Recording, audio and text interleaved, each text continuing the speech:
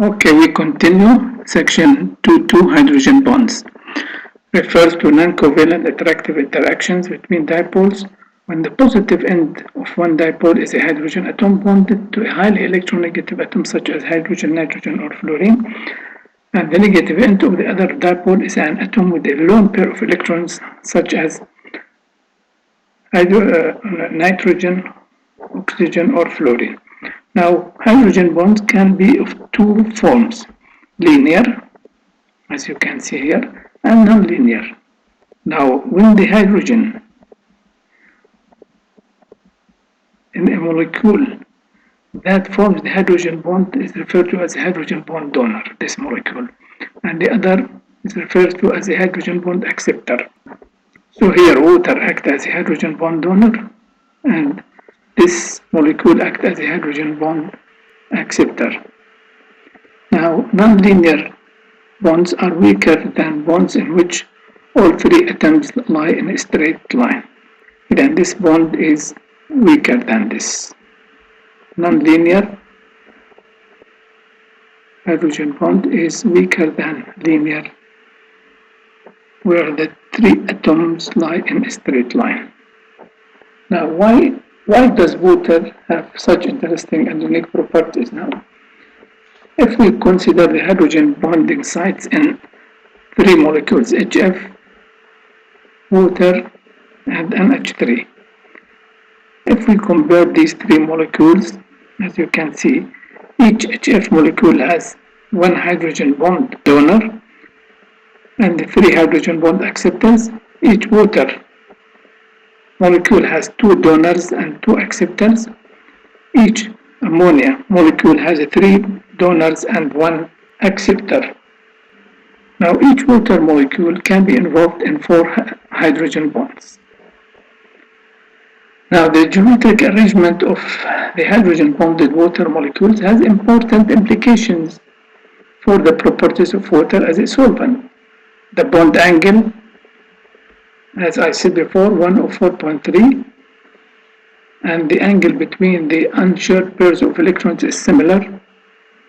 The result is a tetrahedral arrangement, as you can see here. Water molecules.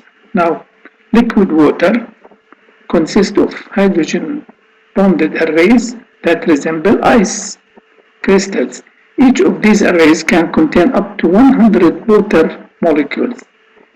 The hydrogen bonding between water molecules can be seen more clearly in the regular lattice structure of the ice crystal, as it can be seen here. Now, in liquid water, hydrogen bonds are constantly breaking and new ones are instantly forming, with some molecules breaking off and others joining the cluster.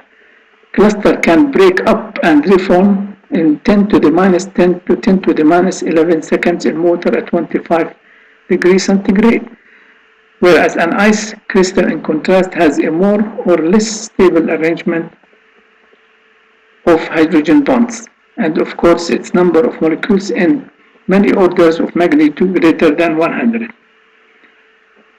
So when we say that water molecule can form 4 hydrogen bonds, this is in the ice, whereas in liquid it is less than that, about 2.3, and this is due to the constant breaking and the forming of the hydrogen bonds in liquid water. Now, hydrogen bonds are much weaker than normal covalent bonds, as I showed you in a previous table, where I said that bond strength is measured by bond energy, the energy required to break that bond. So, covalent bond is stronger than all non-covalents, including the hydrogen bond. Even though hydrogen bonds are weaker than covalent, they have a significant effect on the physical properties of hydrogen bonded compounds. For example, here if we compare 3 molecules, water, ammonia, and methane, all of them have close molecular weights. We see the differences in melting and boiling point between them and water. Water 0, ammonia minus methane minus 182. At boiling point, water 100, ammonia minus 33, and the methane minus 161. So as you can see, all of this is because water is unique in its structure and its physical properties as a solvent. Now, hydrogen bonding between polar groups and water. If a polar solute can serve as a donor or an acceptor of hydrogen bonds, it can form hydrogen bonds with water, of course, participate in non-specific dipole-dipole interactions. As we said before, this is alcohol and water, ketone and water, amine and water. So water can form hydrogen bonds with all these types. One time it acts as a hydrogen bond acceptor, and one time as a hydrogen bond donor. But the question that arises is the presence of water is necessary to form hydrogen bonds? The answer is no, because in biological molecules, hydrogen bonds can form, for example, in DNA or RNA to stabilize the three-dimensional structure or the helical structure of DNA. So, as we said before, hydrogen bonds formed in water, okay, but then bonding of water to other molecules, okay, but here we have important hydrogen bonding in protein and nucleic acid structure. As we will see later, hydrogen bond is important in stabilizing the protein secondary structure. Now we move to section 3, acids and bases. Generally speaking, an acid that is defined as a molecule that behaves as a proton donor, and this is known as a Bronsted acid, whereas a Bronsted base is a molecule that behaves as a proton acceptor. Now, what about the acid strength? Tendency of an acid to dissociate a hydrogen ion and its conjugate base, characterized by the so-called acid dissociation constant, or Ka, which can be written in this way. Now, the greater the value of Ka, the stronger is the acid, and of course, this is correct form of equation. We always neglect water for simplification, but water must be there. So this is the correct form of the equation, and this is called hydronium ion, but for simplicity we put it as H+. This is a proton. Now, ionization of water. Let's quantitatively examine the dissociation of water. So this is again Ka, concentration of H+ times OH- divided by concentration of water. The molar concentration of pure water is 55.5 molar, thus Ka equal this, and instead of concentration of water we put 55.5, and then Ka has a given value. We multiply them together to get a new constant called Kw, and this is called the ion product constant for water. So this is called measure of the tendency of water to dissociate to give H+ and OH-. This is called the ion product constant for water. Numerical value can be determined by measuring H+ of pure water. In monoprotic acids, these two H+ molar concentration equal OH- molar concentration. At 25 degrees centigrade in pure water, these two values are equal and equal to 10 to the minus 7 molar. At 25 degrees centigrade, the numerical value of Kw is given by this value, Kw, 10 to the minus 7 times 10 to the minus 7, and this is equal to 10 to the minus 14. Of course, the quantity Kw is a dimensionless quantity. Now we define something called pH. Now, if you have a quantity of acid and you want to measure its pH, you can measure by a pH meter. But also, pH can be, however, calculated by using this formula: pH equal minus log to the base 10 of molar concentration of H+.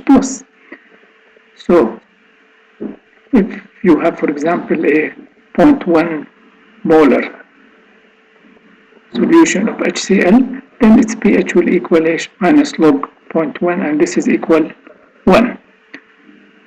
Now, difference of one pH unit implies a tenfold difference in H+. Neutral solutions have pH equal 7, acidic solutions have pH less than 7, and basic solutions have pH more than 7.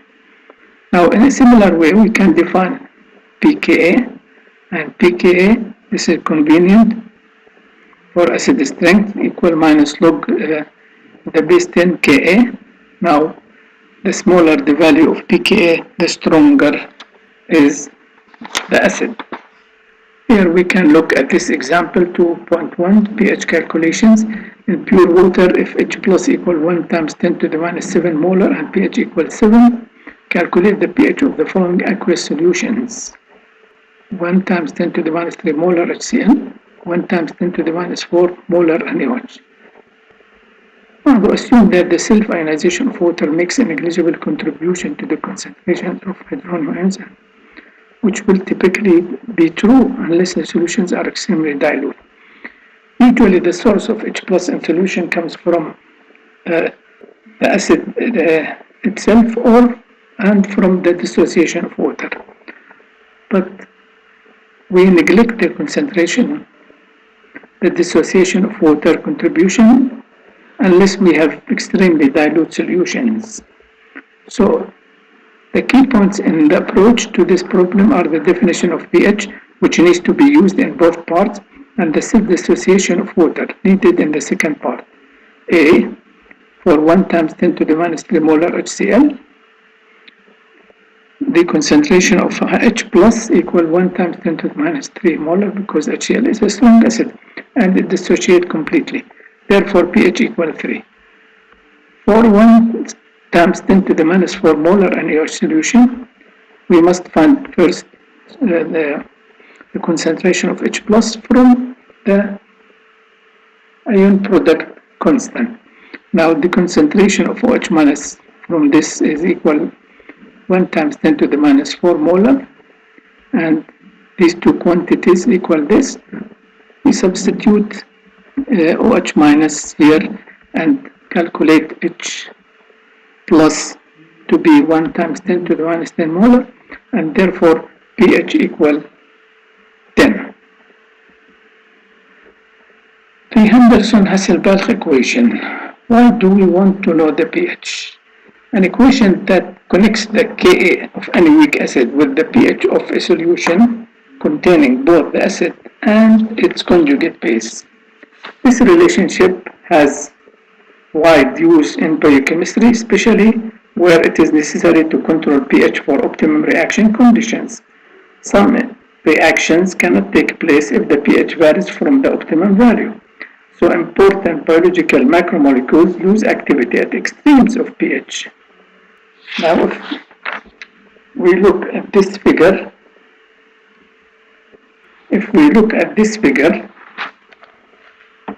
which shows us the pH versus shows how the activities of three enzymes are affected by pH. Note that each one has a peak activity that falls off rapidly as the pH is changed from the optimum. For example, here for pepsin, we see that the pH for maximum activity or optimum activity is around 2. For trypsin, it is around 6, and for lysozyme, it's about 5. So pepsin, trypsin, and lysozyme all have steep pH optimum curves. Pepsin has a maximum activity under very acidic conditions, and this is expected. Why? Because pepsin is a digestive enzyme that is found in the stomach. Lysozyme, however, has maximum activity near pH 5 and trypsin near pH 6. Now let's derive the so-called Henderson-Hasselbalch equation. It is a mathematical relationship, as I said, between the pK of an acid and the pH of solution containing the acid and its conjugate base. Can be determined as follows: Ka equal this times this divided by this, we take log both sides, multiply by minus, and then substitute instead of the definition pH minus log H plus pKa minus log Ka, and then we get this equation. This is known as the Henderson-Hasselbalch equation. Now, when the concentration of weak acid and its conjugate base are equal, the pH of the solution equals the pK of the acid. So here, when pH equal pKa, when this quantity equal 0, and when this quantity equals 0, when A minus concentration equal HA concentration, this is 1, log 1 is 0. So this is a special case of the equation. pH will equal pKa of the weak acid when the concentration of the acid equal the concentration of its conjugate base. So in summary, for this section, acids are proton donors and bases are proton acceptors. Water can accept or donate protons. The strength of an acid is measured by its acid dissociation constant called Ka. The larger the Ka, the stronger the acid. Now the concentration of H plus is expressed conveniently as the pH. A similar expression pKa can be used in place of the Ka, so pKa equal minus log Ka, and the pH of a solution of a weak acid and its conjugate base is related to the concentration of the acid and base and the pKa by the so-called Henderson-Hasselbalch equation.